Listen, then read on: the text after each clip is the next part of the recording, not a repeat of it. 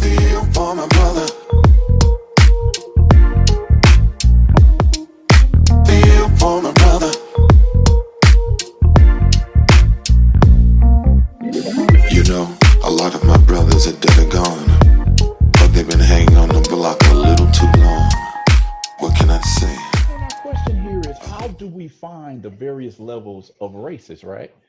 Because people, everybody's not an Archie Bunker. Hmm. And so what I've had my own experiences with people that I consider to be racist, but it's like, how do you define that? It's like, okay, this person doesn't mind having a black neighbor, but they don't want you dating their daughter. This guy will go out and have a beer with you, but don't move into his neighborhood.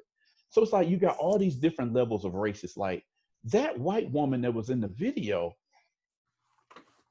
I could even see working in a work environment with somebody like her. I could see working like a computer next to her, and she wouldn't have a problem working next to a black guy. Right. But at what point in her personality does that "I'm better than you" come out? That's how would we label somebody like that? I think perhaps this is the paradox that all Black people have, because we don't know how to label them. So again, if I referred back to Neely Fuller saying, if he had a list of who white supremacists were that we all talk about, that even white society itself talks about white supremacy and white supremacists. So where's the master list? I know someone has one. Where is it? And because we don't know, that is the difficulty that we have, because you're right. Oftentimes, and I'll take a work situation as kind of that example. We don't find out until maybe the conversation that you and I are having now on Zoom, if we were having this in the office, and then all of a sudden the white person sitting next to us goes to HR and they're like, do you know what they're over there talking about? I feel unsafe. I don't really feel secure being here with them. And you're like, but wait a minute, when we talk about when Barack Obama got elected and so-and-so, you and Jim were calling him a Muslim and, saying that, this country is going to go to hell in a handbasket. I didn't go. And then it hits you like, oh, okay. And so I think that's the problem we all have. We don't know. Yeah, that's the problem I have with that. It's like that's how this woman, her definition of what it means to be a racist, it doesn't apply to her. Yeah. Look, I went to a school that was mixed. Whatever criteria for her doesn't equate to her personality being racist. That's what she subscribes to as being a racist, which does not make her a racist. Right. It's and see, this is the problem that I have.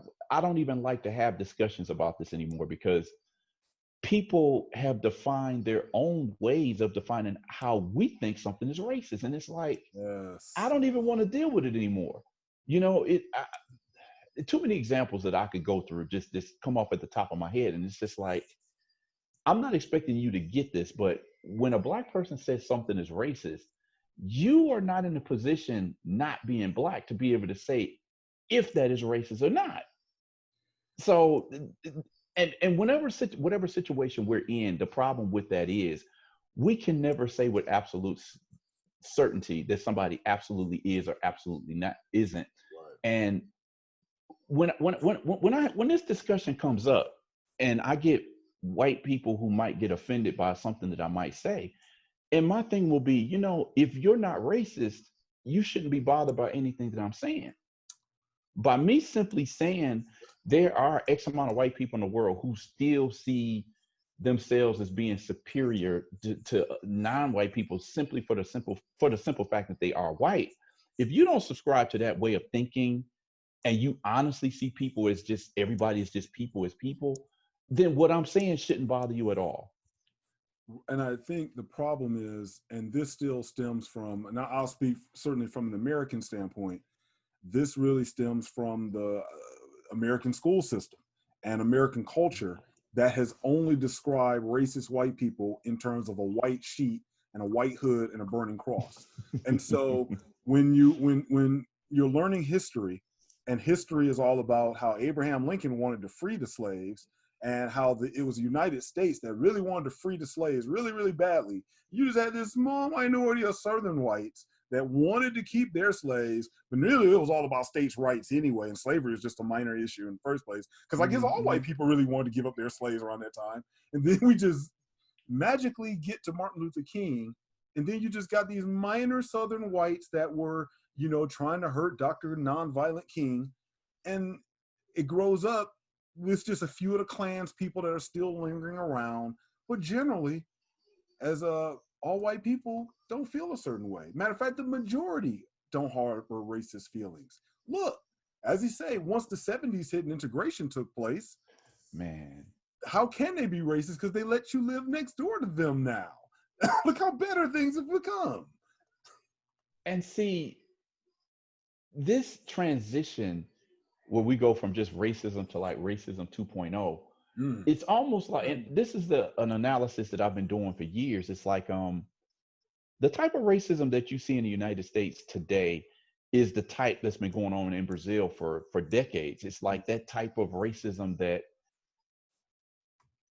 it's because it's not KKK, because it's not lynching black people. So how can we be racist, right? It's like no matter what you say, no matter how you feel, no matter your sentiments, when they come out, that's not racist, because the extreme racist is the KKK member. Right. And I'm like, okay, what happens when the KKK member takes his hood off and puts on a police badge?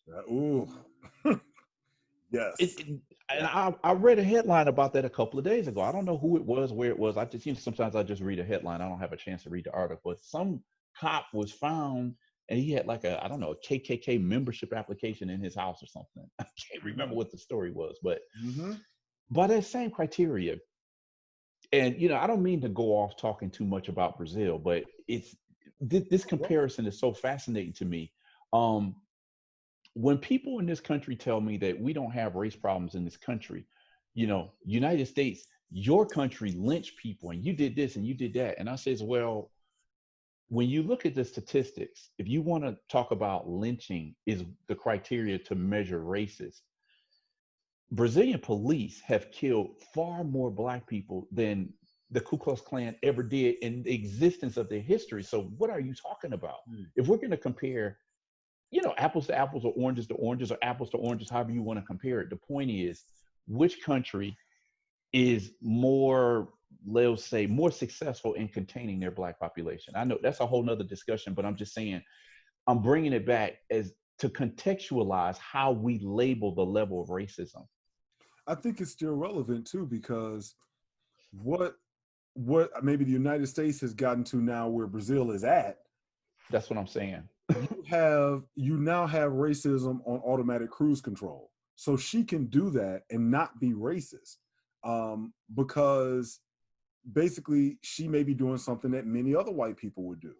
And they don't consider it racist, right? They don't consider it racist. So whereas again, it's not like it was previously where she, I mean, let's take it here. I was trying to delay going here, but I'm going to segue into it now. She may sleep with black men.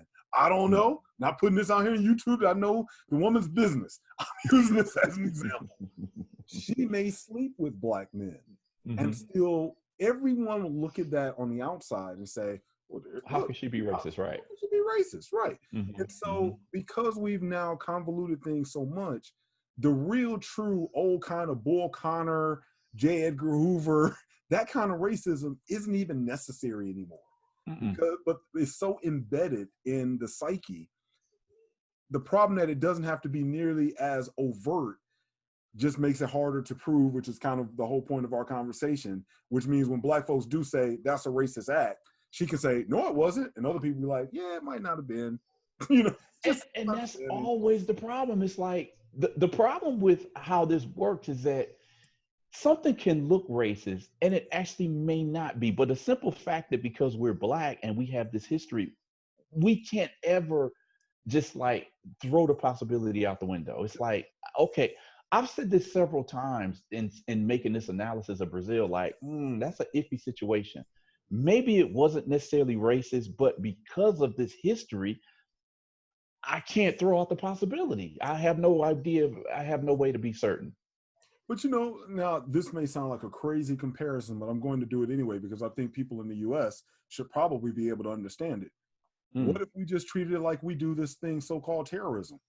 it seems as though that if we look at some of the things that have happened traditionally, if people from another country, they say or do certain things, especially if they're of Middle Eastern descent, that any little thing they may say, you get labeled as a terrorist. Matter of fact, we're going to put you down in Guantanamo Bay till we figure out whether you want or not. Imagine if we did that with folks who did racist statements and comments. We're going to imprison you until we really figure it out. But we don't have time to, you might have a bomb. You might be working with Al Qaeda. It's funny to sit back and kind of watch the media, how they juxtapose these things, these mights, these ifs, these maybes, but it's too dangerous to let these people loose. But yet when it comes to racism, no, you got to have some clear cut. I mean, again, I'm going to take it to, unfortunately, this gentleman that died. I haven't really seen anyone on Facebook or any other social media do like they did with Trayvon Martin, with Mike Brown, Philando Castile. I haven't seen people being like, yeah, he shouldn't have moved. Yeah, he shouldn't have did this. Yeah, he should. They finally see this one. And really what you're getting is silence. Nobody's saying a word, because it had to be that overt for people to look at it and be like, okay, yeah, there was probably something behind that. And that's like what we seem to need with every incident, unfortunately. So there's nothing that they could pull out. Oh, he just insulted the cashier at the Walmart store, so they should have killed. They had the right to kill him, you know. Right. Exactly. Okay, look, now this is something we're gonna have to go through.